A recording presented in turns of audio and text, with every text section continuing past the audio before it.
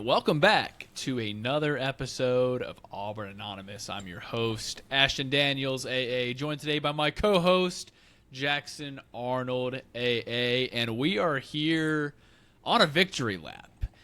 For those who watch our podcast on YouTube, which we're aware that's not a very big number, who just watch our podcast and don't see anything we tweet or put on TikTok, for those people, we're here to take a victory lap right now because we posted several things leading into the college football season, which received a lot of negative attention.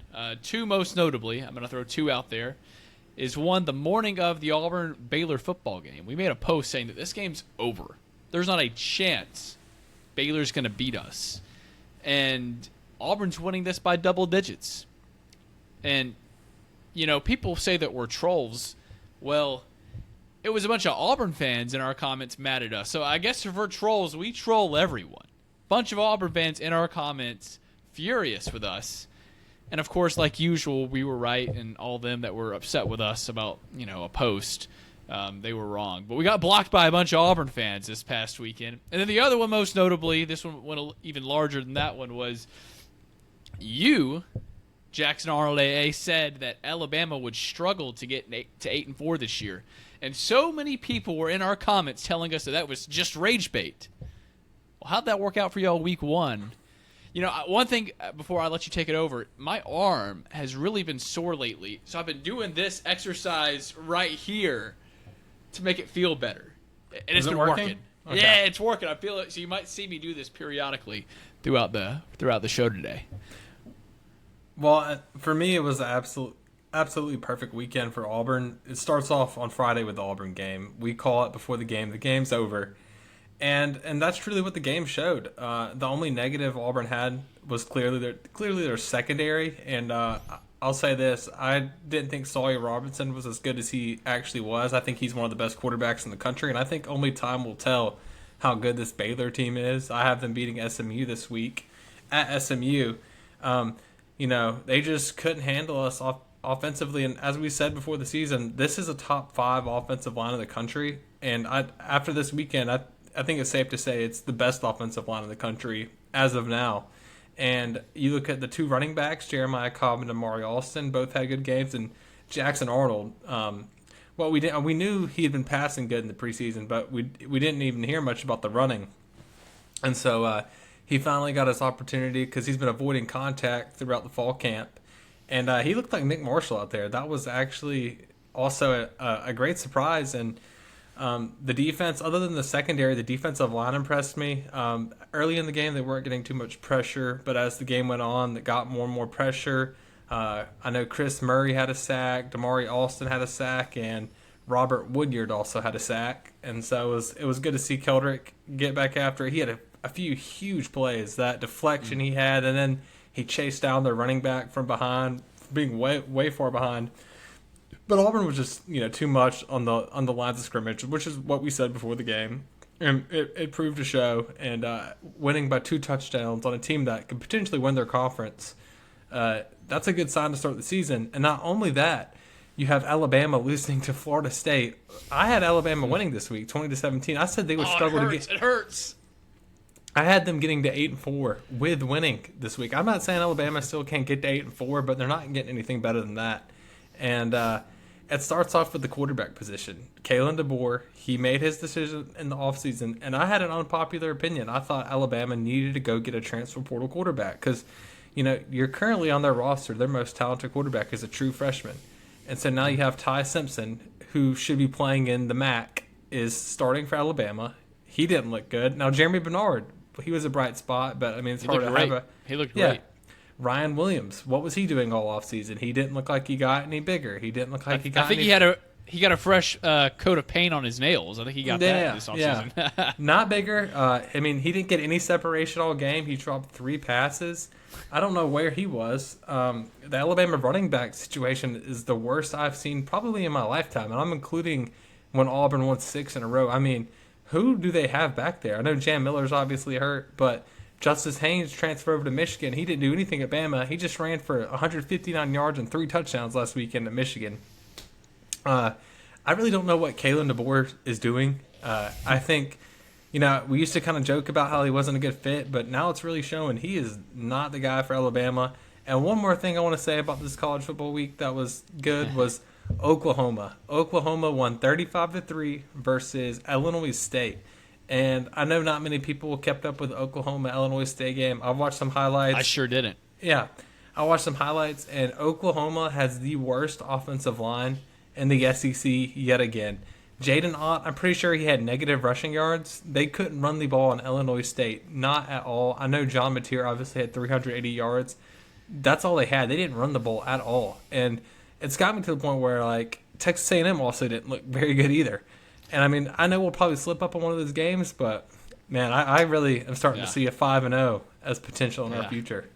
I'd love it. And you're kind of hitting on exactly what we want to do to open this podcast. I'm going to, I have it pulled up right here, the scores of all the SEC games that happened this past weekend. And, we can, really, if we get to one of these games and we have no comment on it, we can just have no comment. But, we can just talk about them each for a little bit.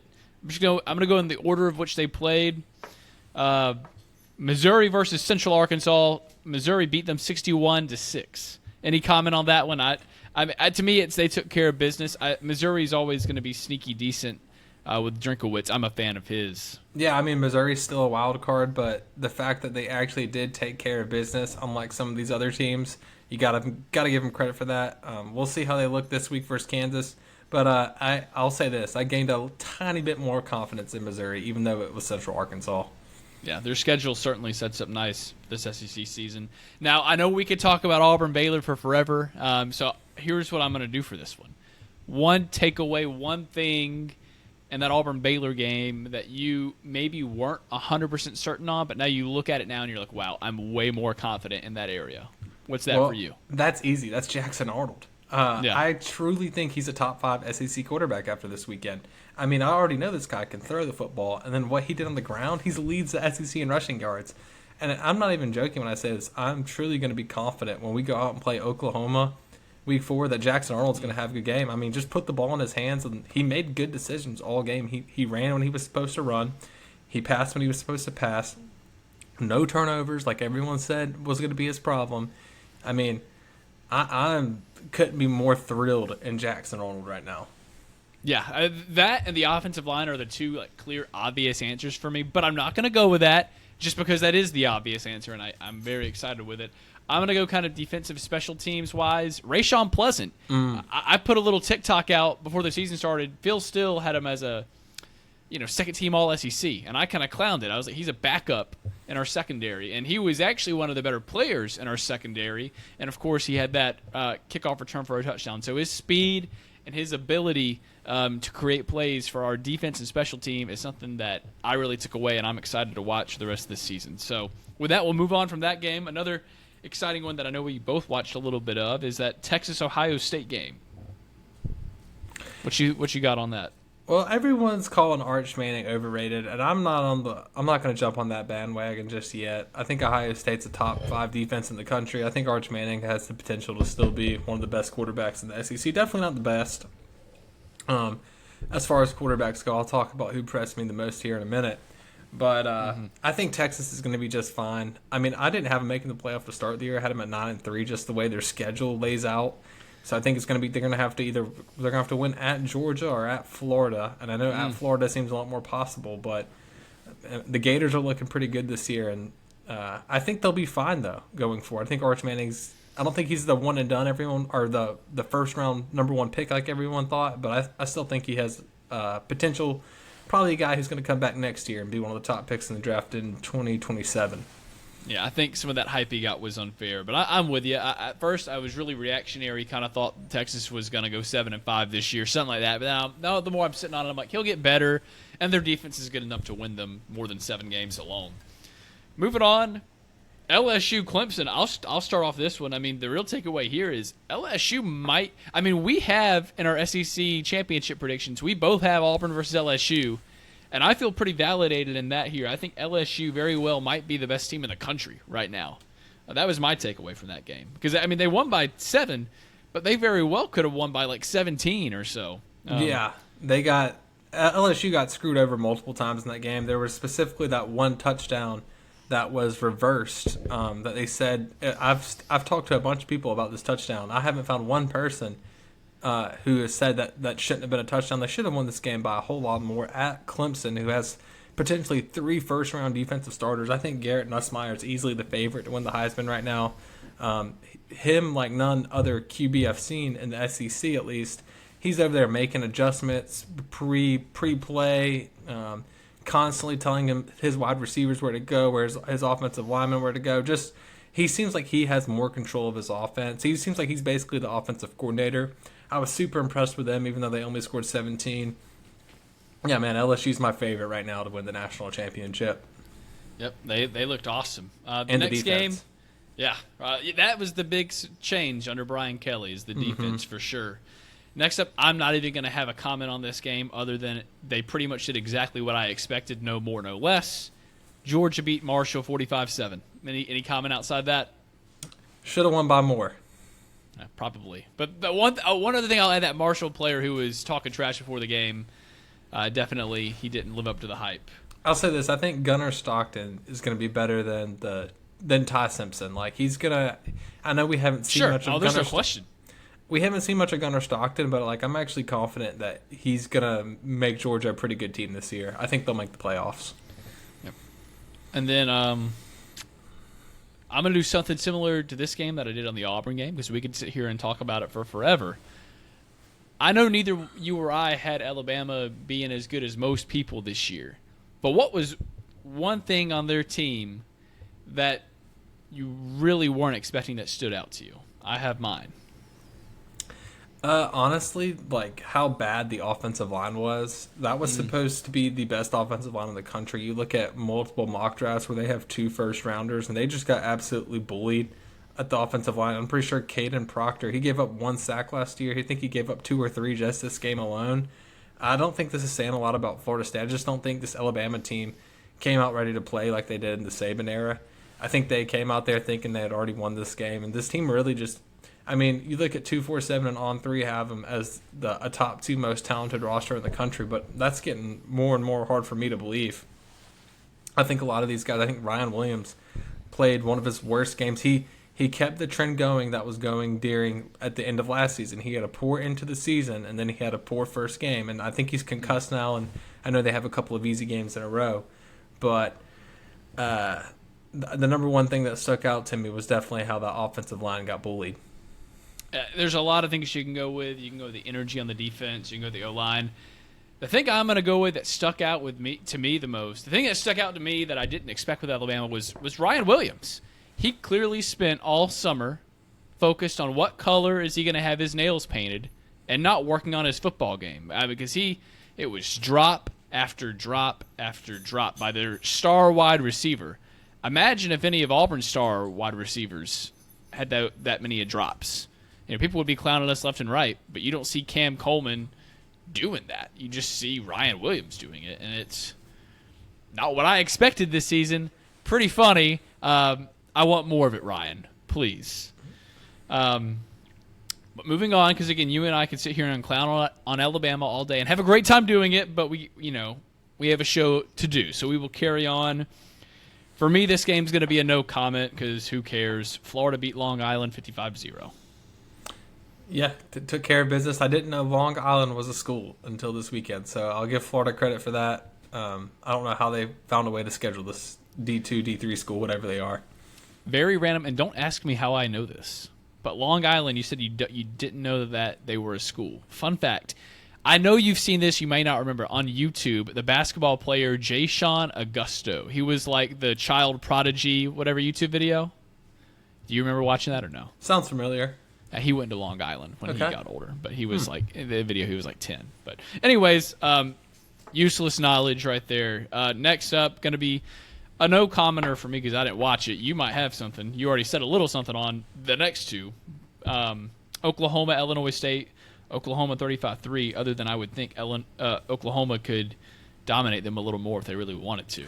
Yeah, how does that make sense to you that John Mateer throws 30 for 38, 380 yards, and they score 35 points versus Illinois State? Does the math You might want to ask Sawyer Robertson the same question. Well, I'll tell you too. It's. I mean, they're playing Illinois State. It's the offensive line is the Big difference. worst. I don't know who they went out and tried to get in the portal in this offseason, but whoever they did, it didn't work out for them. Their offensive line is terrible yet again. Their receiving core might be slightly improved, but I really think Oklahoma's going to struggle this year. I had them at 5-7, I believe, going into the year, and I'm very confident in that prediction. This Michigan game is going to be well, we'll talk about it in a minute, but I'm not a believer in Michigan either, so we'll talk about that game here in a minute. I think it'll be a fun one. I'm going to agree with you there. Next up, most of these, honestly, for the rest of them, I'm not going to have much of a comment on, but I'll let you say something if you want. Texas A&M, UTSA, no comment. Texas A&M, good but not great team that kind of did what they were supposed to do. Yeah, should have beat them by more, another team, in my opinion. Next up, Ole Miss beat Georgia State 63-7. Only comment I'll say here, does any coach in college football run the score up on inferior opponents like Lane Kiffin? I don't think so. No, and Austin. It doesn't show the fact that Austin Simmons threw 2 picks in the first quarter, which Jackson Dart never did in his career.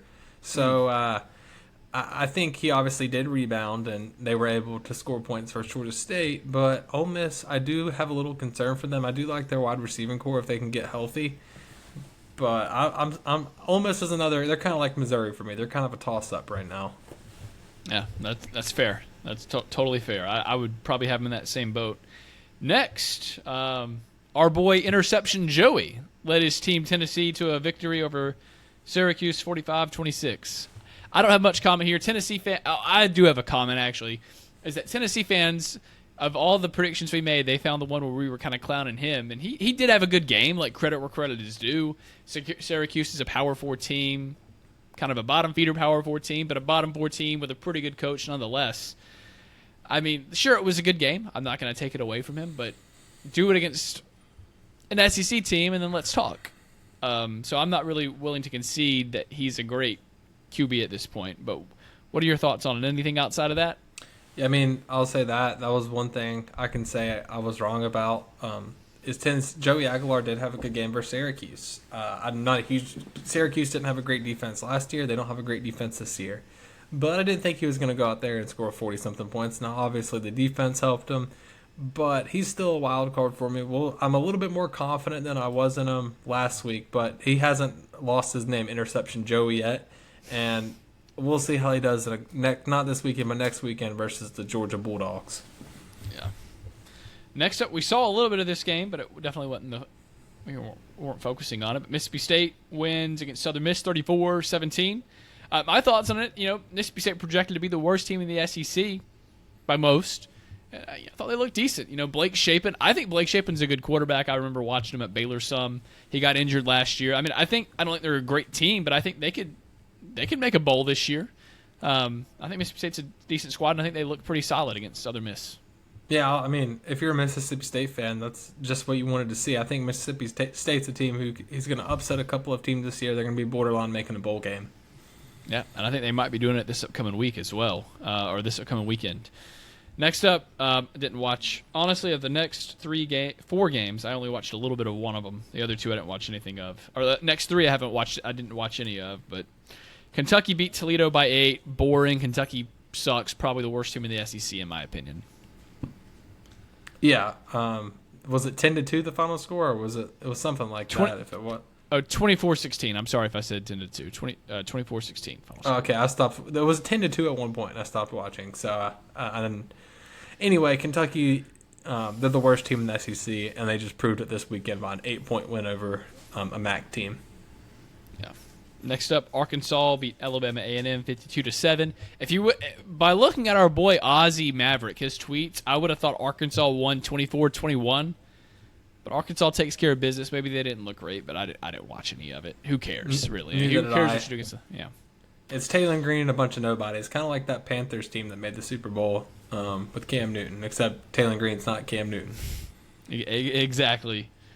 Next up, didn't watch a second of this one, but Vanderbilt dominated Charleston Southern 45-3. No comment there. I look forward to watching Vanderbilt this upcoming weekend. That's all I got to say. Can't wait to watch them at Virginia Tech.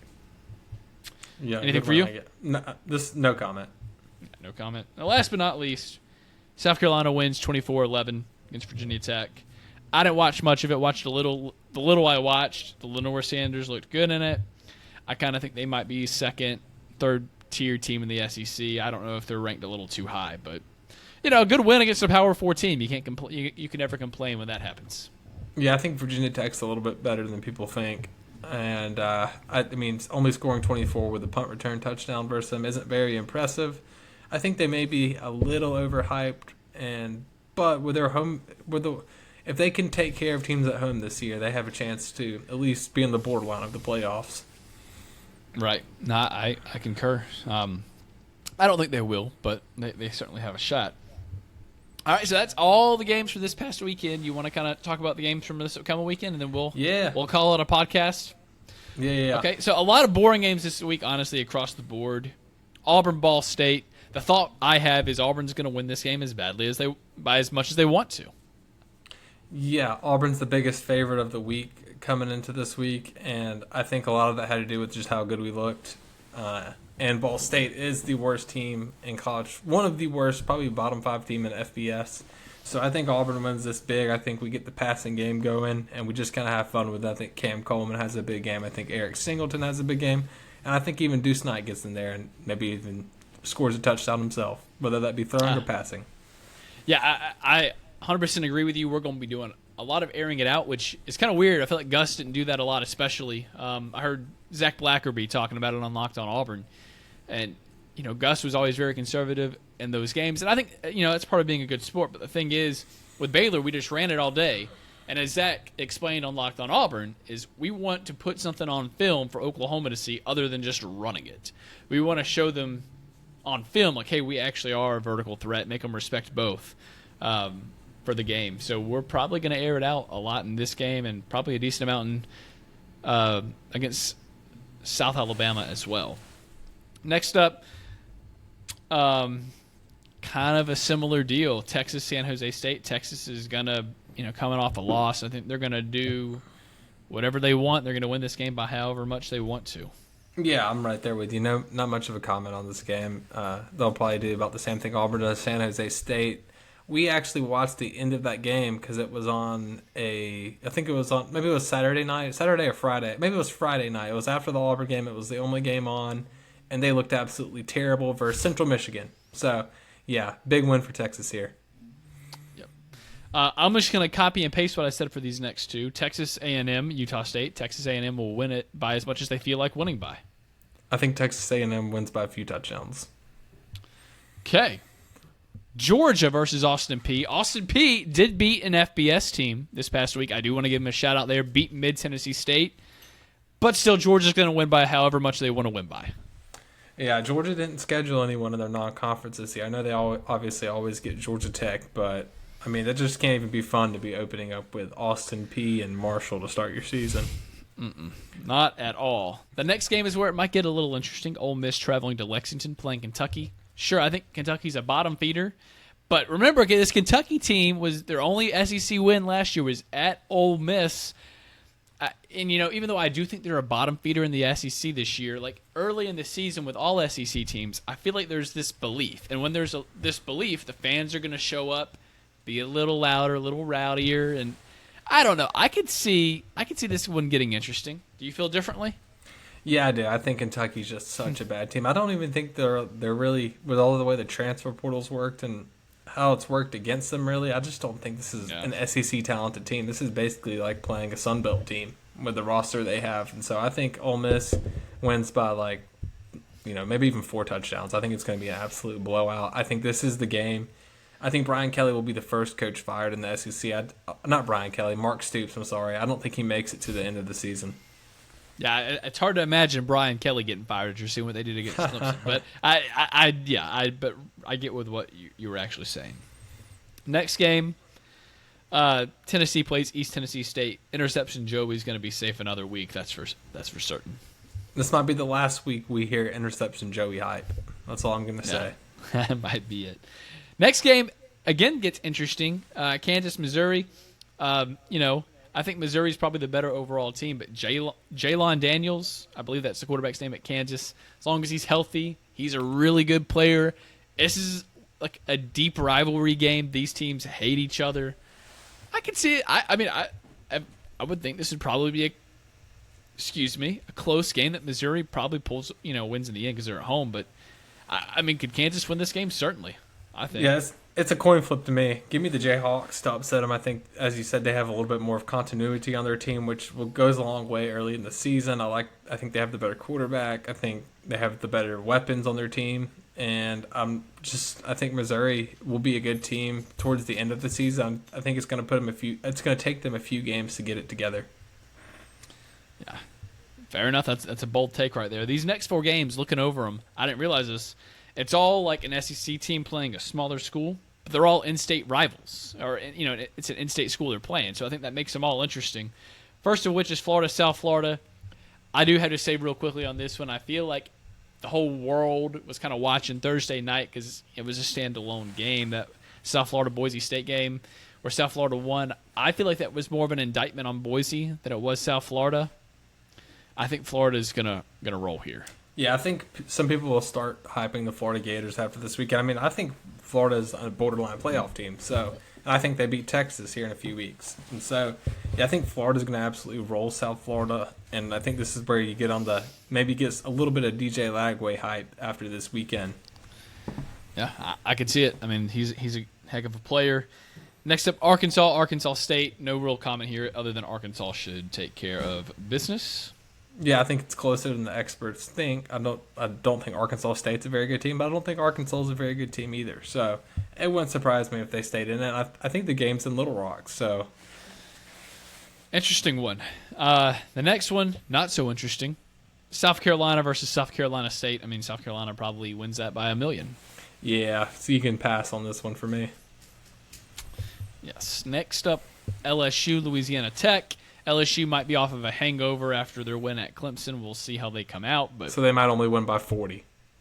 Precisely. They're going to take care of business. I don't know anything about Louisiana Tech, but I don't need to. LSU wins.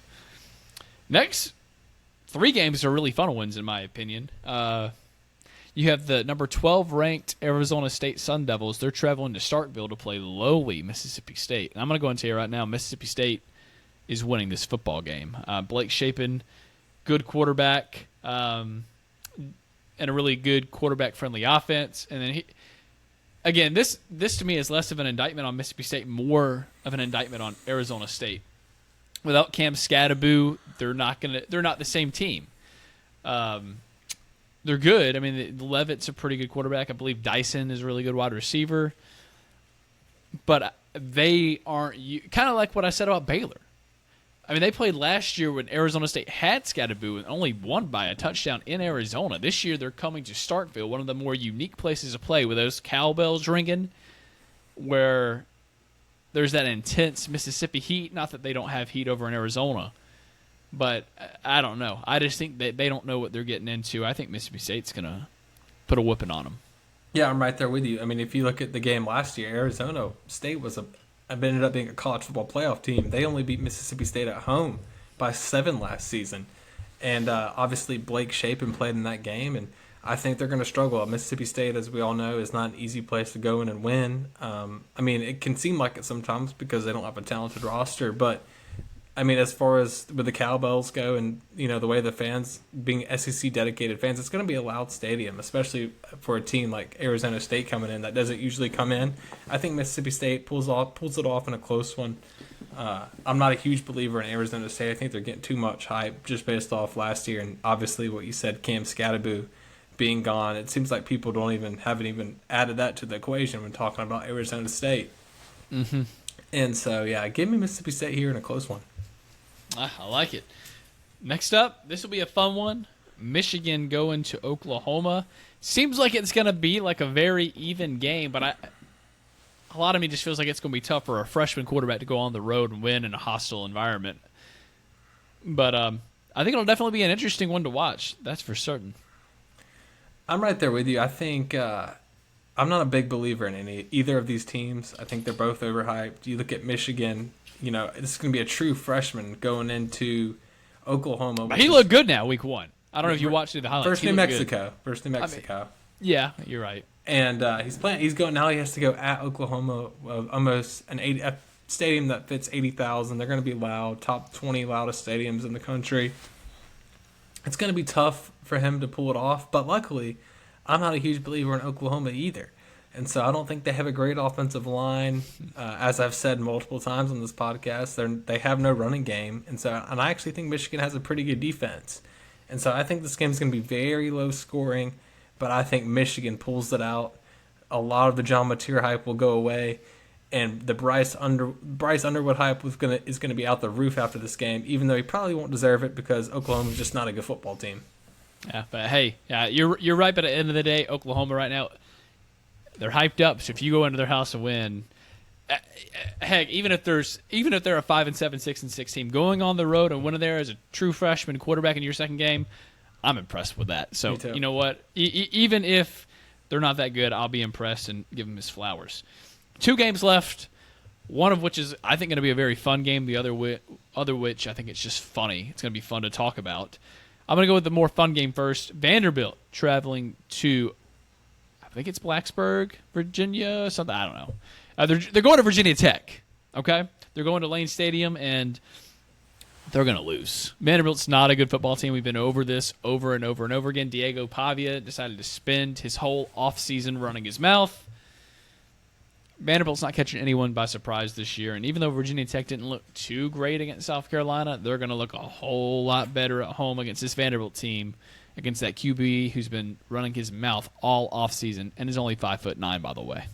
I think it's going to be a low-scoring game, too. You see what Virginia Tech, how they slow down South Carolina's offense. They're really going to slow down Vanderbilt's offense. And with it being at Virginia Tech, I think that makes it even harder for Vanderbilt. I think it's close in the first half. I think Virginia Tech pulls away, wins this one by like 10, 13 points, something like that. I dig it. This last one, I mean, let's be real. Alabama's going to win. But I really wish we could party like it's the year 2007 and Louisiana Monroe were to go into Tuscaloosa and win again against Alabama. I mean, this team, Louisiana Monroe, couldn't even beat Auburn at Auburn's worst back in 2012, but they went into Alabama's house and beat them when I believe Nick Saban was their head coach in 2007. I would like to think that could happen again, but it's not. Bama's going to win, but I really just want to see the same Alabama team I saw last week that comes out unmotivated and maybe wins by a couple touchdowns. Yeah, I think Alabama will win big in this game, and maybe they'll even get some confidence back going into Wisconsin. UL Monroe obviously doesn't have the talent to compete with Alabama. I think a 5th grader could go out there and coach Alabama to win this game. So, Bama fans, don't get too excited. I think you win this game. They won't. I think you win this game big, even though Nick Saban lost to him in 2007. I think you win big, but don't get too excited because Auburn or Wisconsin is right around the corner. Yeah.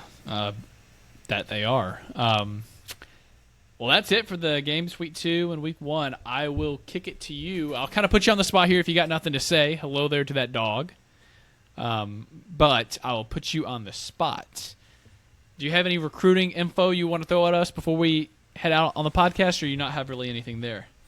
No predictions today. I have some predictions I'm not ready to put out just because I think it's going to be a while before Auburn starts reeling in some of these commits. I think Alabama's already has a flip that I believe they're going to lose in the next few days.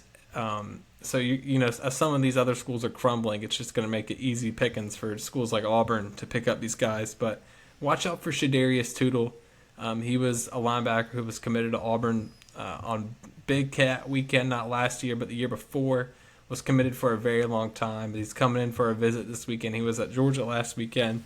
He's a guy, I think if Auburn puts the pressure on him and ends up offering him the same amount of money that Georgia offered, he's ours. I'm not sure that we're actually going to do that, but I think there's a real chance we do get him. And then one other guy to watch out for. There's going to be a few other guys who haven't announced they're coming. 1 5-star who I don't want to give it up just because he hasn't even announced it himself, and so I don't want to say it, but there is also a 4-star corner number 110 in the nation committed to Stanford right now. You could go ahead and call him an Auburn lock as we say it. His name's slipping my mind right now, but Auburn lock. His name is Auburn Locke. Yeah, there we go. Awesome. Well, to everyone, we appreciate y'all tuning in.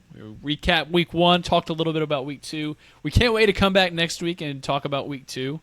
And look ahead at week 3 and maybe a little bit more recruiting expertise here from Jackson Arnold AA. But with that, that's the end of the episode. We appreciate y'all watching. War Dam and AA knows. AA knows.